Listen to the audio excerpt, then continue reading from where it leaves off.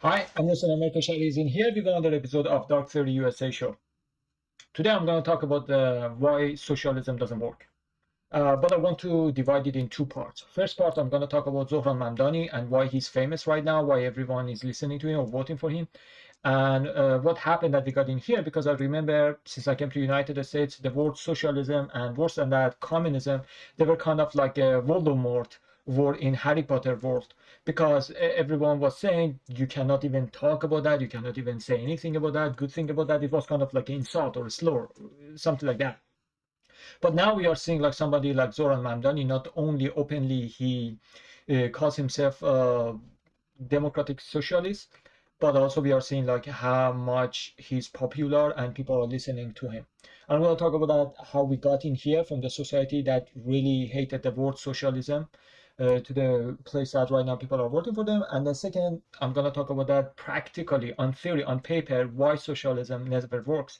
And I think my opinion has a little weight on it because I used to live in Iran, and Iran kind of, even though they don't admit that, but structure is kind of like a communism, um, totalitarianism, and authoritarianism.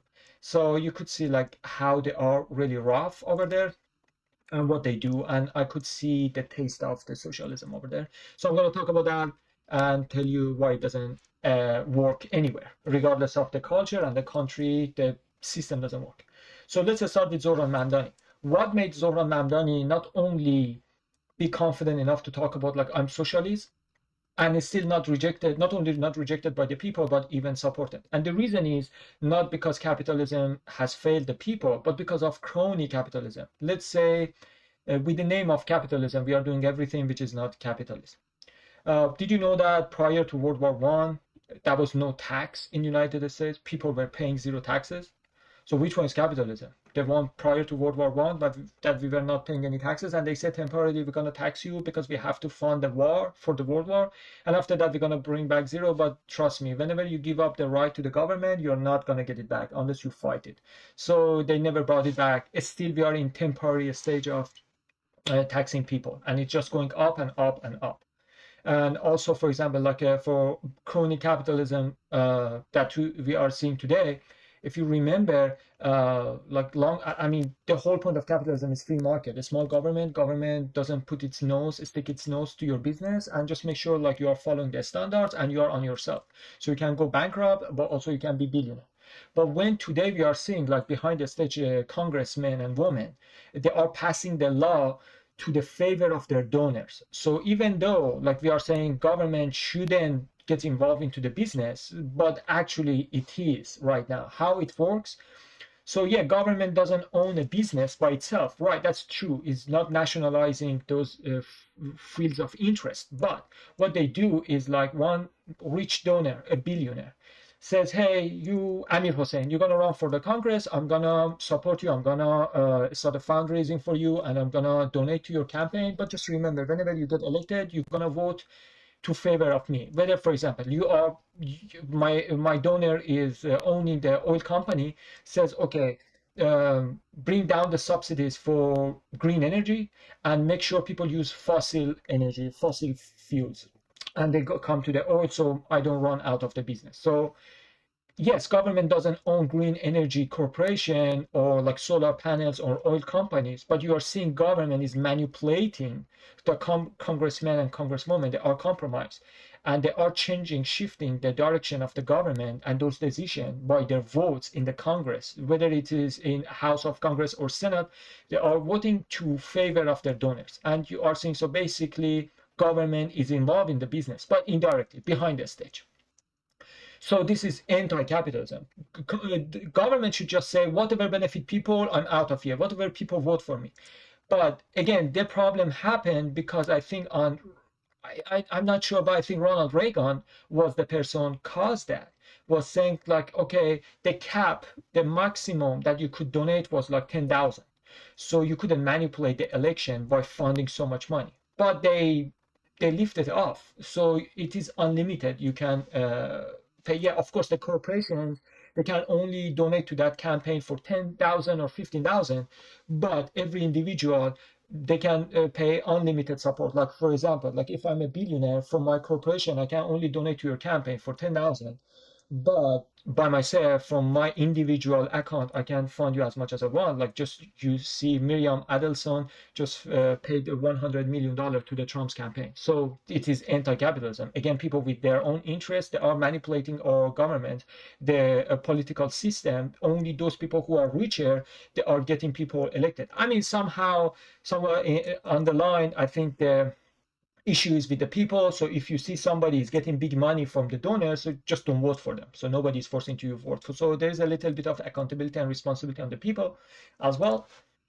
But in general, so we are not seeing anything from those libertarian, capitalistic, free market values that we were promised by United States. When you look at the Constitution, free market capitalism, today it's not the case. Government is involved in business, as I explained, and also we were supposed to have zero tax, and we don't. And above that, we were supposed to not have any type of interest rate the way that it is. I even remember in Iran, people were criticizing the United States, but they were giving credit to the United States. But one thing that they are doing very great is like they don't have interest rate that much. Like it's not worth it that much to keep your money in the bank because interest rate is so low. So you put it in the business and money flows, like money goes, like people running the business instead of just putting somewhere and getting interest rate. So it's always rich people get richer and poor people get poorer because rich people already they have their own assets and just lend it to the people, and poor people they have to pay back with interest rates. So poor people are getting poorer by rich people do nothing, take no risk, and just sit back and get money. So all these things that I'm saying in last 100 years happened to United States. Made it to look like a crony capitalism, not classic capitalism that we are advocating for. As I said, my first religion is Islam, my second religion is capitalism, because also Islam is religion of capitalism. Like when you see how our prophet was running as a caliphate, was running the business, it was just like classic capitalism, low in tax or no income tax, and then people were running their own business. That's why people were interested to come to in the golden era, come to the Middle East, because of the same reason that right now people are interested to come to United States.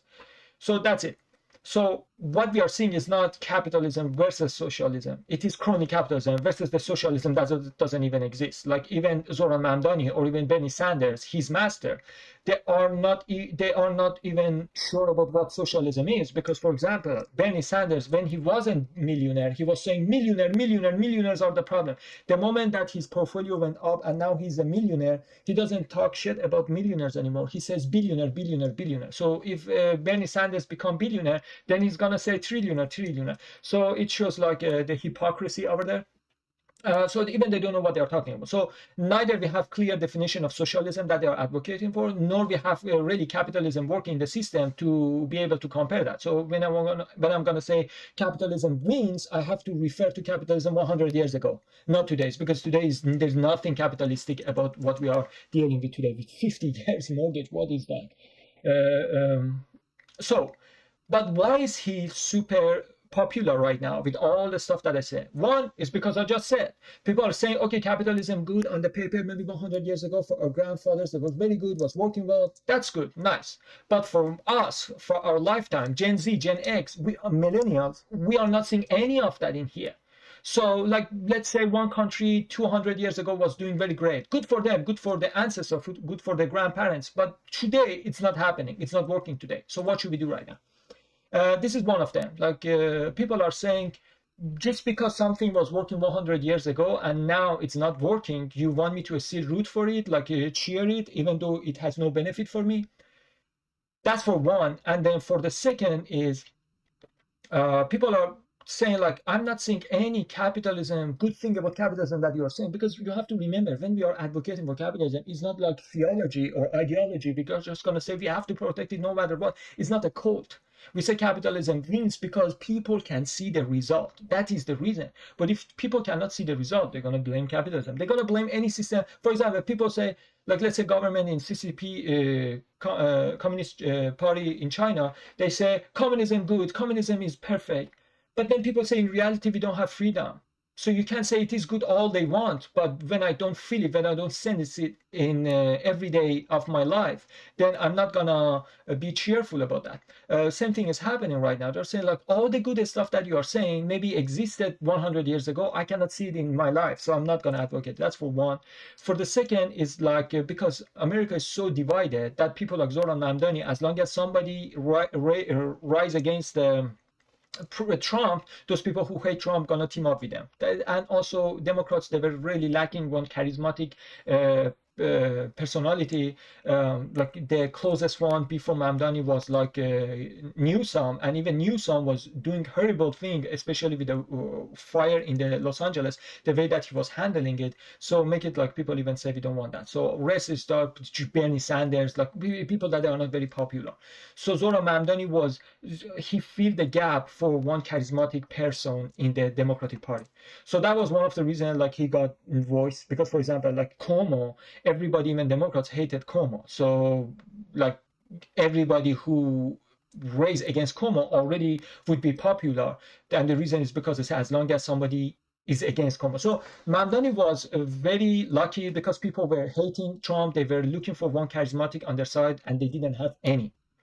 Two, Cuomo was already like he was disgraced from his own party, so it gave higher chances to the Mamdani. And third was nobody actually was like the approval rating was very low for Democratic Party. So with all of them, there were opportunity for Mamdani to raise. So I think right. I think if that was another time, Mamdani would be basically go down as nobody.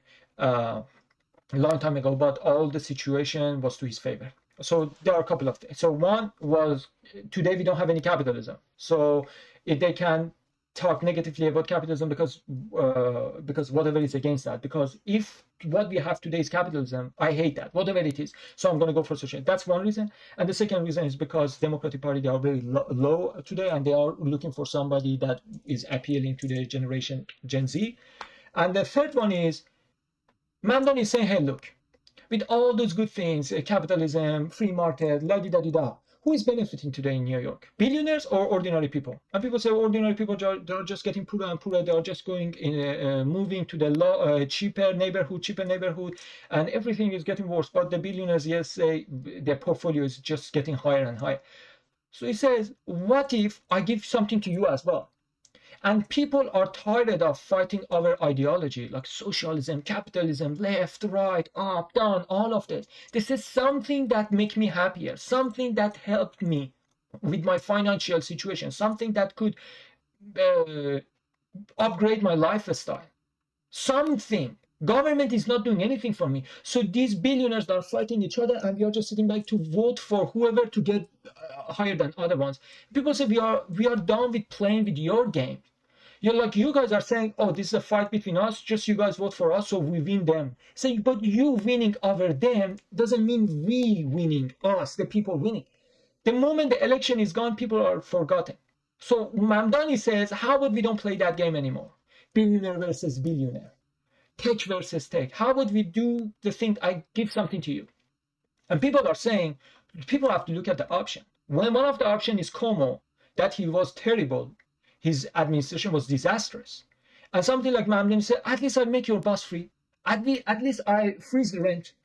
Something, it's better than nothing. With Cuomo, nothing would change. But they already saw that when, if I'm not mistaken, it was the government. So nothing had changed. So you have to understand, sometimes people should be selfish to say, between your fights, your politicians' fight, your billionaires' fight, what is in here for me? And Mamdani gave good promises. I freeze this, I do this free, I do this free. And people are saying, these billionaires never helped me. The moment that they could give the job to the overseas, to others outside of the country, or to AI, they fired us. All these multi-billion companies, corporations, the moment they can replace you with something cheaper, whether it is another worker from different country or AI or robots, they won't even think for the second. They fire you. So there's a disattachment between the people and the politician. Billionaires. Because the middle class says, the moment you can get rid of me, you will. You don't say, they are my people, I'm going to stand for them. So really, they don't care about billionaires because billionaires weren't as nice as they could be. Like they say, oh, billionaires create jobs. Yes, because they need to make more money, so they need more people to fill more jobs. But if billionaires create more jobs, why are they eliminating the moment they found out the AI can do the people's job? Why didn't you stay loyal to the people who were one of the reasons that you go high and be billionaire? So now they're saying like how market is cruel to them and how everyone is unemployed. And they're saying, oh, yeah, we don't have any loyalty to billionaires because they didn't have any to us. So for that reason, they are saying basically, you know what? I'm going to vote for somebody, at least give me something. You guys give us nothing. So that's for the reason. For those three reasons, it's gone. It's people are in favor of socialism, Zohran Mamdani. He's charismatic, approval rating in Democratic Party is low, so somebody like him can rise. It was running against Cuomo. It's not very hard to beat him as he's very unpopular in both parties, both sides. And also capitalism, we don't see the real capitalism today anymore. So people can be mad at them, at people who are advocating. And in the end, they are saying none of these politicians have done anything for us. So let us elect somebody who can give us at least something. Because regardless of who gets elected, people are forgotten. At least this man is just giving us a couple of free things. So I don't care if the billionaire is going to leave the town. Let them leave. They didn't have loyalty to us, so we don't care if they leave. So billionaires losing their job is zero concern of ordinary people because of what we are seeing, how market is cruel and they are mass firing people. That's for that. But now we go to the second part. The second part is, why doesn't socialism work at all? And I'm going to tell you why it doesn't. Of course, I'm a little oversimplifying that. It's oversimplification in here. But I have to because I want to make my point. I understand there are a little detail.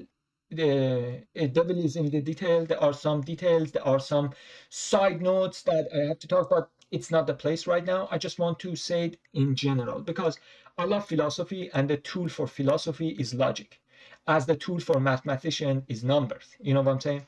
As the tool for physicists is physics law. So because I think the way that we can look at the world, our perspective can be refined and can be sharpened by philosophy. We have to see the whole picture, not get stuck to small detail, because then it's going to be endless argument. So for that reason, I'm a little oversimplifying it to make sure you get the point. But yes, I understand, I am aware that it's not as simple as I'm saying. So bear with me. I was in Iran, right? And I was seeing how situation was there. And because I could see the socialism over there, and I could see like why it's not happening, because I sensed that. One of the reasons is like people over there, they were not in mood of starting a new business because everything was expensive and that was so risky, and people didn't want, everyone wants to do play safe.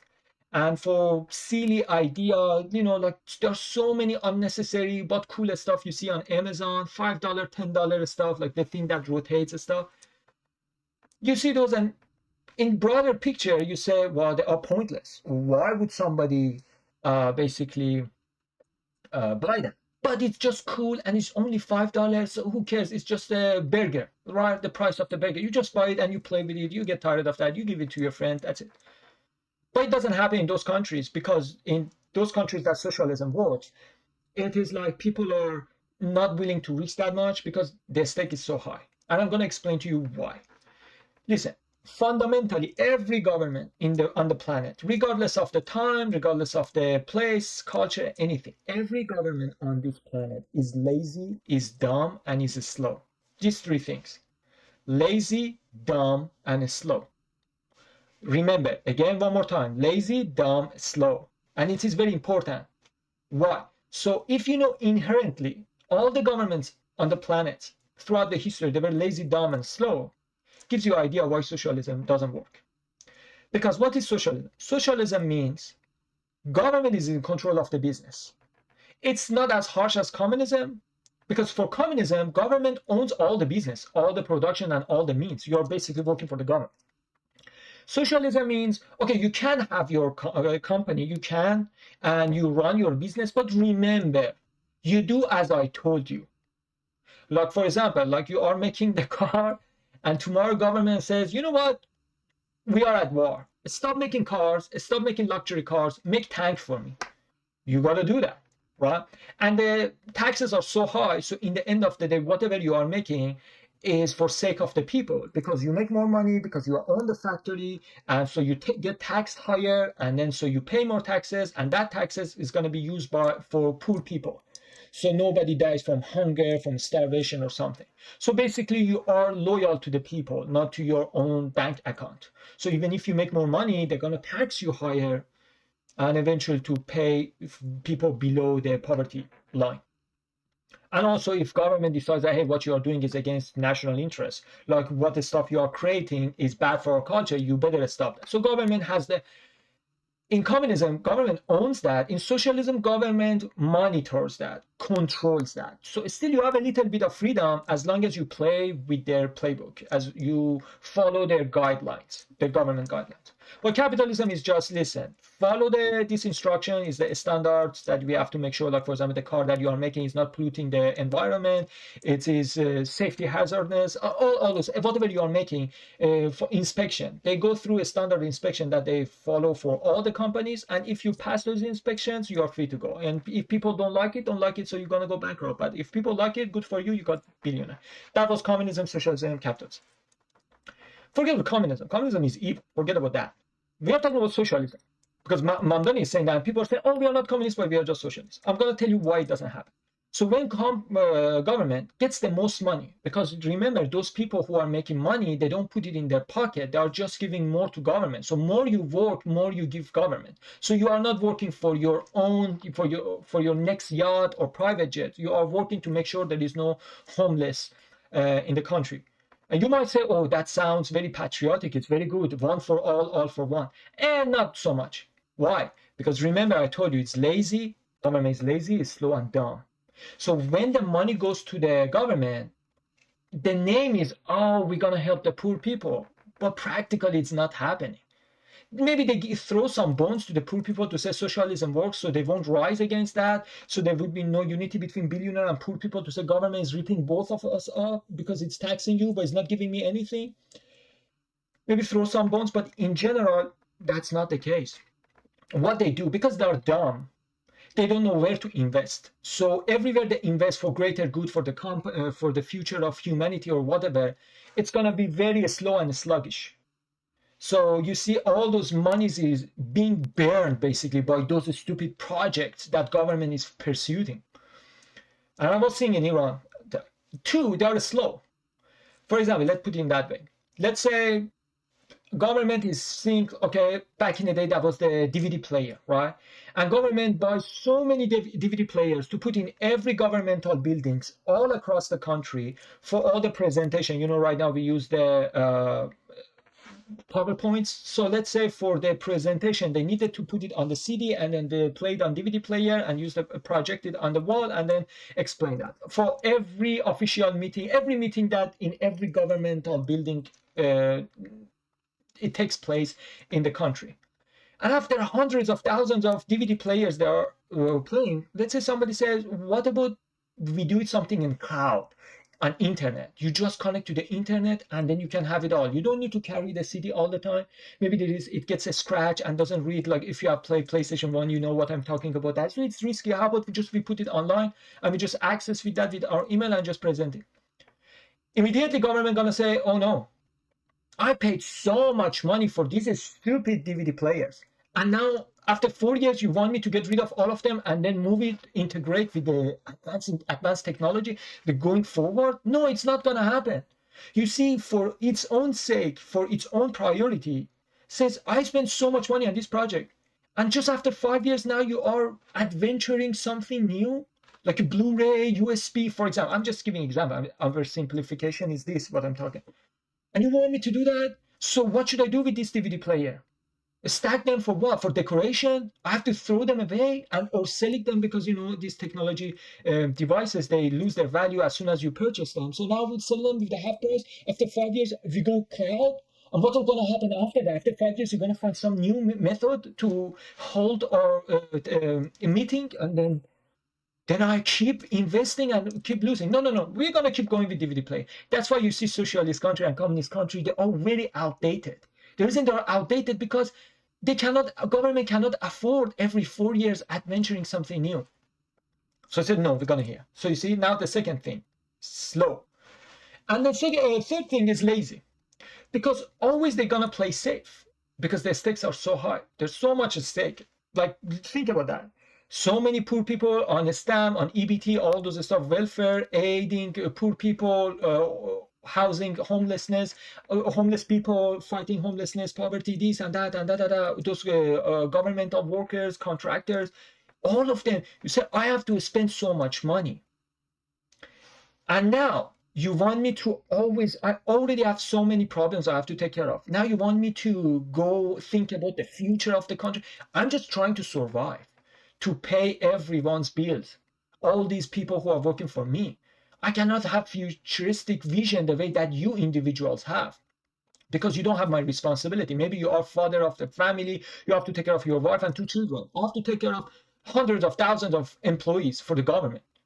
So I cannot get up and think about ours. So they play lazy. They say, as long as we can generate enough money by taxation, make enough money by taxing the people or this, the exportation, like when we export the stuff, nationalizing the oil or sending the oil, make money by oil, all of them. We can pay off and we can survive to the next day, to the next month or next year. We're good, we are successful. So that's why they're lazy. They don't have the motivation to get up and try something new. But for individuals, they don't have anything to lose. Like, let's put it that way. From the floppy disk that we had, and then CD players, and from the normal CD player to DVD, and then Blu-ray, USB, and now on the clouds, all these streaming services, you see the evolution of this technology when it comes to this storing data in the not only on the platform, on something, devices or what have you, CD or floppy disk. So let's say when that was a floppy disk, and then we moved to the CD player. I exactly remember. That was something, actually the company was called Walkman.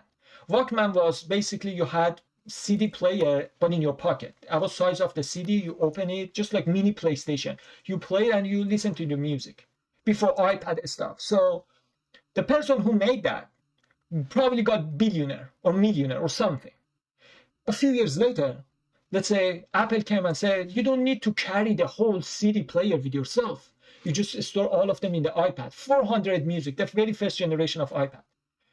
Now think about that. The person who had Walkman, if he sold this company and just finishing with a good profit, would be okay. But if he was running the business and people said, why should I pay that much for a one CD player and keep taking CD out, put it back, when everything can be stored in one iPad?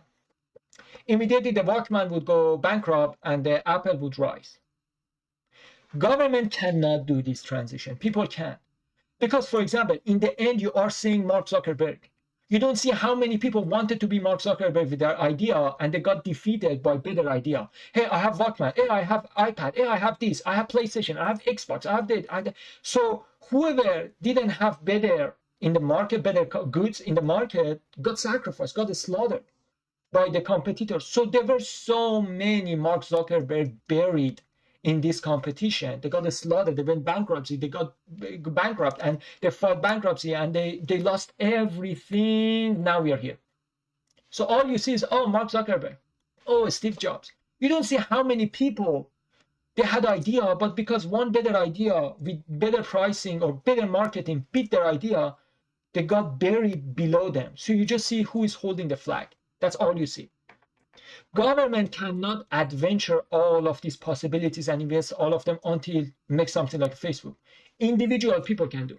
So many people get sacrificed until we get something.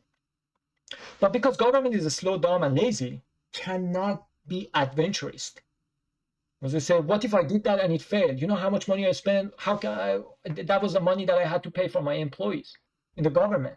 Now they just sit back.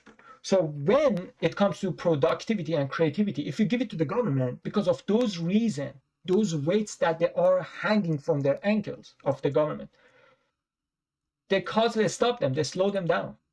But if you give that responsibility of creativity, creating something new to the individual people, they're gonna battle, fight with each other, and eventually some of them are gonna get eliminated, gonna go bankrupt. Their idea is gonna turn to nothing. They're gonna be destroyed. But eventually, one of them, the one who has the best idea with the best marketing, with the best pricing, gonna win.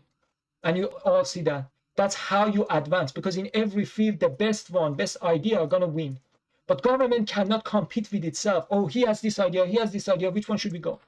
As I said, even if that was the case, even if people were coming and presenting their idea to the government, but because, as I said, the first element of government, they are dumb. They wouldn't find which one is the best because they are slow and also they are lazy. They pick the safest idea. All of this technology that we have today, they are not the safest. They were not safest idea. They were the bravest idea. They were the one like, I'm going to risk it all. I'm going to create something crazy. Either everyone going to hate it because it's so crazy that people cannot adapt to it, or people going to adapt to it, love it, to say, oh, I have been waiting for that. So craziest idea, either you win or lose. Government, even if people were bringing their idea to the government to get funded, because of the mindset of the government, always would play the safe. So the dumbest idea would win, not the bravest one. And for that reason, you want government to not have nothing to do with your business. You just want to keep them out because of they cannot. It's inevitable to be dumb, lazy, and slow. With those elements, now if they are in charge to make a decision for every productivity, every production means, then everything gonna get destroyed. So it's not like if the government really loves the people, it's the structure. Fundamentally, they're slow. But you, if individuals are in charge of their own idea, they find somebody, hey, support me, fund my idea, 50-50. You get 50 as investors, I get 50 as a person that was idea. Maybe it turns out to nothing. There are millions of failed projects, failed idea. What you're seeing is the last one who won, last man standing. On the last man standing, like in WWE, everybody get eliminated except the last one. So there are millions of people. The investor lost the money. The guy who got the money lost their reputation because they said, oh, he's the guy, always his idea fails. And he went bankrupt. Everybody lost it. Maybe some people even lost their family because now the wife doesn't want to live with the guy because he sold everything for his idea and now he has nothing. So many lives were ruined, but finally we got the best one. That can happen only in individual setting. And I'm saying in Iran, what you were seeing is because, first of all, government is taking all the taxes, all the money. Government holds the money. So you don't have that much funding. It's not like in every street you can find some rich guy to say, hey, can you donate me some money so I could work through that and I give you percentage if this project tend to fruition and then we get profitable. You don't find any. Because all the money is in government's hands, like few people you can find it. So you don't have anybody to invest on yours. And then when you go to the government, and the government going to be lazy, dumb ass, and they're going to play safe. And probably if you have a good idea, but it's not very safe, probably going to get rejected, which is almost all the ideas they have turned very good. Like some of the stuff that you have today, and you say, whoa, that's so cool. But yeah, of course, some idea like that would get me. They were rejected before. People weren't sure like if it's going to work or not. Like every project today that you see, I don't know, Tesla, Apple, this or that, Netflix, people were saying like, would people really buy this stuff? But it turned out to good. So it's not always you know that it's gonna work or not until you try it. So government gonna say no. And let's say you found somebody who was rich enough to fund you. But again, because government is monitoring all the businesses, they're gonna with their dumb mind, they're gonna come and they over-regulate you. So even if you had the money, they would regulate you and you couldn't get to there. But last but not least, let's say in imaginary world, there is a socialist country that doesn't over-regulate you. There is the socialist country that let people have more money, doesn't take all the money for itself. There is a social government that doesn't play dumb. And if they see you have good idea, says, you know what, okay, you can have it. Let's say all of them have, which doesn't happen. They don't let you give you permission because they play safe. They don't give you money because they are dumb. They're only gonna be very protective of their own means. And also, there's not so much money to invest on you by individuals because already government has all the money. But let's say somehow magically we could take care of all these three problems. Fourth one is, let's say they gave you permission, you could do that, you got the money, and you successfully finished the business. For who? In the socialist country, people are all in middle class. Basically, they are counting, they are looking at their temperature. Or if right now the temperature is on 71, if I put it's so cold, if I put it on 72, they calculate how much they have to pay for the gas, for the heating, for electricity by end of the month. For who? These people are barely surviving for their own survival. They don't have money to buy your stupid, buy cool stuff. Just remember, many stuff that we have, it is not like our life depends on them, but they're just cool, and we are free to buy or not buy it. We decide to buy. So now you are telling me, even if you had all of them, you're going to be successful? No, because people don't have money to buy that. Even if you had somebody to sponsor you, even if government took its nose out of your business, gave you permission, and you got it done, now people don't have money to buy that. Because money is stuck. It's like a socialism. If the money, every dollar, for example, is a one drop, it is like a swamp. Money is not moving. It's always in government's hand. It's like a swamp. But in capitalist country, money flows. I buy, I sell, I buy, I sell. The money flows, and that makes economy booming. If people are buying and selling, that is what the flow of the money. That is the biggest indicator that we have a healthy economy. If there's so much transaction, ordinary people, normal people, buy, sell, it means it's doing good, it's doing great. But it's not doing great in socialism. It's like a swamp. It's not like a river. Capitalism is like a river. It's always flowing. Money is flowing. Today is in my hand, tomorrow is someone else. Because I make so much money, I spend so much money, and somebody else is receiving so much money because I am spending so much money, and that person going to buy from somebody. So we keep buying and selling to each other, and everybody is going up. But for socialism, it's swamp. So even if you have it, people say, "Well, that's very cool. I wish I had money to buy that." So again, you're going to go bankrupt unless you only invest on those basic needs of human that it's safe enough for government to be interested in. Whether it's healthcare, education, train, plane, some basic needs that government said, "Oh, it is safe. So I'm gonna either give you permission or fund you or let you do your thing." But if you're going to do outside of that, people say, "Well, it is not that necessary for me. I need my money. Sorry, thank you." So literally, by its philosophy, it's not going to work out. But I see some people believe in that. But yeah, I would like to know your opinion about that. Thanks for watching. Hope to see you next time. And like always, as above, so below.